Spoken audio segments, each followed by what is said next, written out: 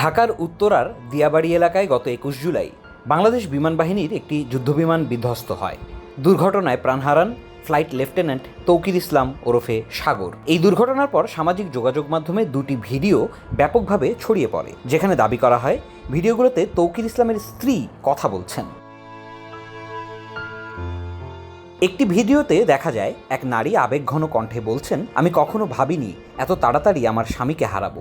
ওকে নিয়ে আমার অনেক স্বপ্ন ছিল। Please everyone forgive Toukir. আরেক ভিডিওতে দাবি করা হয়, আমাদের বিয়ের কেবল ৬ মাস হয়েছে, আপনারা কেউ তাকে গালি দিবেন না, ট্রোল করবেন না।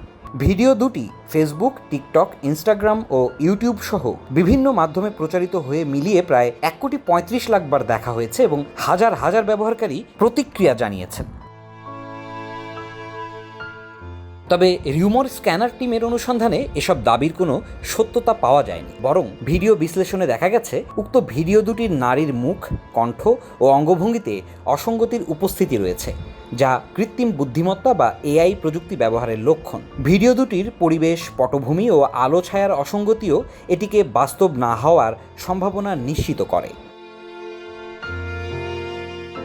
এছাড়া ঢাকা এক্সপ্রেস সহ দেশের একাধিক প্রথম সারির সংবাদ মাধ্যমে প্রকাশিত প্রতিবেদনে নিহত পাইলট তৌকির ইসলাম ও তার স্ত্রীকে নিয়ে প্রকাশিত ছবির সঙ্গে ভাইরাল ভিডিওতে ব্যবহৃত নারী চরিত্রের মুখাবয়ব, পোশাক ও গয়নার মিল পাওয়া যায়নি। এ থেকে ধারণা করা যায় মূল ছবিকে ব্যবহার করে কৃত্রিমভাবে এআই ভিডিও তৈরি করা হয়েছে।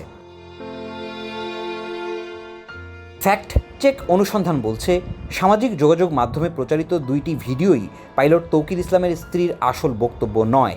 ভিডিও দুটি এআই প্রযুক্তির সাহায্যে তৈরি করা হয়েছে এবং এগুলোর মাধ্যমে বিভ্রান্তি ছড়ানো হয়েছে। কোনো বিশ্বস্ত গণমাধ্যমে এ ধরনের ভিডিওর অস্তিত্ব পাওয়া যায়নি। এমন সংবেদনশীল ঘটনার আবেগকে পুঁজি করে তৈরি করা এ ধরনের ভুয়া কন্টেন্ট শুধু বিভ্রান্তি তৈরি করছে না, বরং শোকগ্রস্ত পরিবার ও সামরিক বাহিনীর মর্যাদাকেও আঘাত করছে। ব্যবহারকারীদের উচিত এমন ভিডিও যাচাই না করে শেয়ার বা মন্তব্য থেকে বিরত থাকা। বাস্তবতার সঙ্গে সম্পর্কহীন এই কন্টেন্টের প্রচার মানেই ভুয়া তথ্যের অংশ হয়ে যাওয়া। উত্তরার বিমান দুর্ঘটনায় নিহত পাইলট তৌকির ইসলামের স্ত্রীর নামে প্রচারিত ভিডিও দুটি ভুয়া ও কৃত্রিমভাবে তৈরি, এটাই সত্য।